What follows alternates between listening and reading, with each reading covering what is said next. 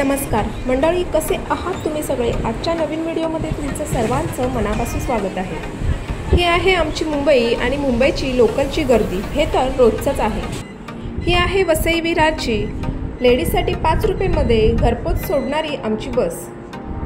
सकाळी 7 वाजल्यापासून कडक उन्हाला सुरुवात होते। एवढी गरमी पण चालू झाली आहे, तर त्यात मी थोडं गेली होती फटाके आणण्यासाठी। थोडेसे येता येताच फटाके घेऊन आले। फटाके आलेले आहेत आणि अजून फराळाचा काय पत्ता नाही आहे। फराळ कधी बनवायचा तेच कळत नाही। आला दिवस असाच जातो, साफसफाई आणि येऊन जाऊन जेवण करण्यामध्ये जास्त वेळ निघून जातो।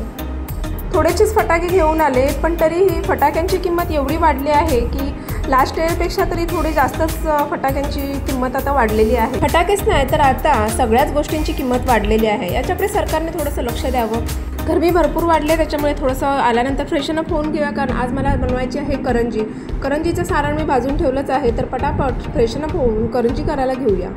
करंजीमध्ये तुम्ही रवा, साखर, खोबरं, तीळ अशा गोष्टी टाकतच असाल, पण बेसन टाकून कधी खाल्ले का करंजी? तर एकदा नक्कीच ट्राय करा। तर हे बेसन मी तुपामध्ये भाजून घेतलं आहे। चांगलं खरपूस भाजून घ्यायचं आणि नंतर जे सारण आपण बनवतो त्याच्यामध्ये टाकायचं। काही फराळ वगैरे करायला घेतलं की ओट्यावरती अशी अडचण होऊन जाते की बघायलाच नको। तर आता बेसन हे खरपूस करायचं भाजलेलं आहे आणि आता पीठ मळायला घेऊया। करंजी करण्यासाठी मी इकडे अर्धा किलो मैदा घेतला आहे आणि त्यात 7 ते 8 चमचे, म्हणजे जे आपण टीस्पून असतो ते 7 ते 8 चमचे बारीक रवा घेतला आहे आणि तो पिठामध्ये पूर्ण छानपैकी असा मिक्स करून घ्यायचा। मिक्स करून झालं की मग त्याच्यामध्ये तेलाचं कडकडीत असं मोहन टाकून घ्यायचं आहे। मोहन टाकून घेतलं की परत त्याला ढवळून घ्यायचं। ढवळून घेतल्यानंतर असा काहीसा गोळा आपला होऊन जाईल, म्हणजे पीठ आपलं बरोबर झालेलं आहे। तर हे आता आपण 10 मिनटं झाकून ठेवणार आहोत। तर इकडे मी कॉर्नफ्लॉवरचा साठा बनवणार आहे। तर ह्याच्यामध्ये मी 3-4 चमचे कॉर्नफ्लॉवर घेतला आहे आणि त्याच्यामध्ये टाकणार आहे 2 ते 3 चमचे घी। घी टाकून झालं की मग त्याला थोडंसं फेटायचं। फेटून थोडंसं एकदम मऊसर असा साठा बनवून घ्यायचा। तर हा बघा, हा असा साठा बनलेला आहे। चांगला असा फिरून घ्यायचा, म्हणजे तो थोडासा फ्लफी होतो आणि आपल्या पोळ्यांनाही छान लागतो। इकडे मी करंजीचं सारण कालच बनवून घेतलं होतं।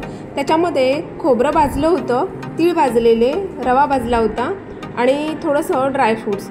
आणि आता आज ह्याच्यामध्ये बेसन भाजलं होतं, ते तर मी पहिलंच तुम्हाला दाखवलं होतं। बेसन खरपूस असं भाजून घ्यायचं आणि त्याच्यामध्ये मिक्स करायचं आणि नंतर मग थंड सगळं झाल्यानंतर त्याच्यामध्ये साखर मिक्स करून घ्यायची। तुम्हाला जेवढी पाहिजे तेवढी, जेवढं तुम्हाला गोड लागेल तेवढी तुम्ही साखर मिक्स करून घेऊ शकता।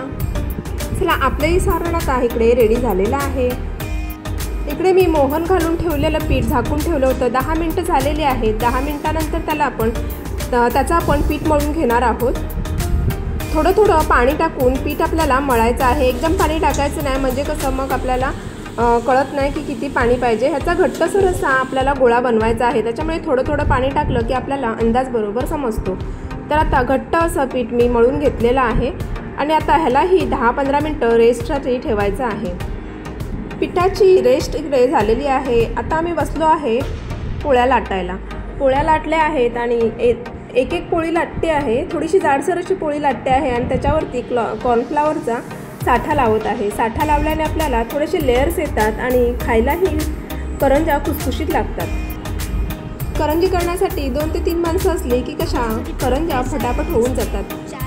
सगळ्या पोळ्या करून घेतल्या आहेत आणि त्याचे छोटे छोटे असे तुकडे करून घेतलेले आहेत। तुकडे करून घेतलं मग काय होतं, आपल्याला फटाफट पोळ्या लाटता येतात। पुरणपोळीच्या पोळ्या आपल्या पातळ असतील तेवढ्या आपल्या पोळ्याही खूप छान होतात। इकडे माझ्या थोड्याशा पोळ्या झालेल्या आहेत आणि थोड्या थोड्या करूनच आम्हाला तळायला घ्यायला लागणार आहे, कारण तळण्यासाठी माझ्याकडे दुसरा माणूस नाही आहे। थोड्या थोड्या करंज्या झाल्या ना, मग त्याच्यावरती थोडासा कोरडा केलेला कपडा, म्हणजे थोडा ओला करून जो पिळून घेतलेला कपडा त्याच्यावरती टाकायचा, मग आपल्या करंज्या फुटत नाही। करंजी तळण्यासाठी मी तेल ठेवलं होतं।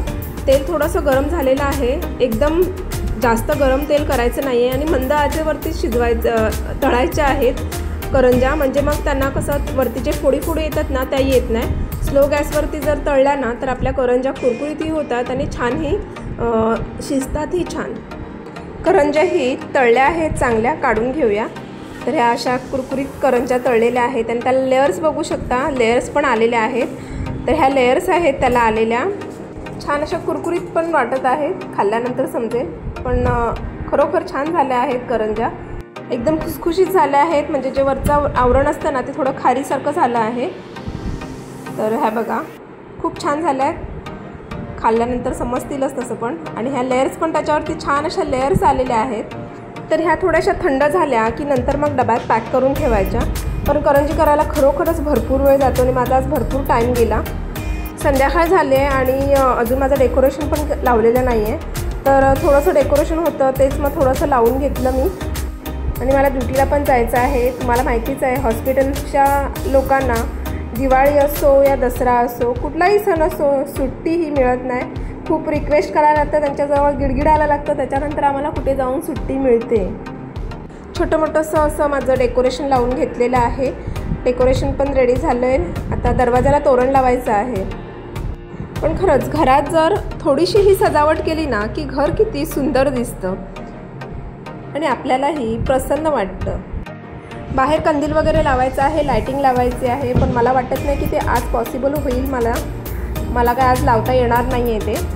तर फक्त दरवाजाला तोरण लावून घेते आणि बाकीची सगळी तयारी मी उद्या करून घेईन. माझ्याकडे मनी प्लांटच्या ह्या ज्या वेली आहेत ना ते भरपूर अशा झाल्या होत्या. बाल्कनी मी तुम्हाला माहितीच आहे लास्ट व्हिडिओमध्ये दाखवलं होती, बाल्कनी साफ केली तेव्हा मी ह्या वेली कापल्या. कारण त्या वाढून एकदम गुंठा झाला होता. त्याच्यामुळे मी कापून कुठे लावायच्या तर म्हटलं जाऊ दे थोड्याशा दरवाजाच्या इथे लावूया, म्हणजे थोडीशी शोभा वाढेल. म्हणून मग मी दरवाजाच्या इथे बॉटलमध्ये टाकल्या आहेत त्या. पण वेली खूप बहरल्या आहेत, अजूनही त्याला मुळं पालं फुटत आहे. दरवाजाचं तोरण पण लावून झालेलं आहे. कसं दिसतं आहे? छान दिसतंय, मीच सांगते. तर बघा ह्या माझ्या वेली आहेत. 2 वेली माझ्या लावायच्या बाकी राहिल्या होत्या कारण मी विसरली होती लावायला. तर मग आत्ता लावून घेते. तर हे लावल्यानंतर अजून छान दिसतंय. तर हा व्हिडिओ आपण इथेच संपूया. कसा वाटला माझा व्हिडिओ नक्की सांगा. आवडला असेल तर लाईक शेअर सबस्क्राईब नक्की करा. आतासाठी बाय.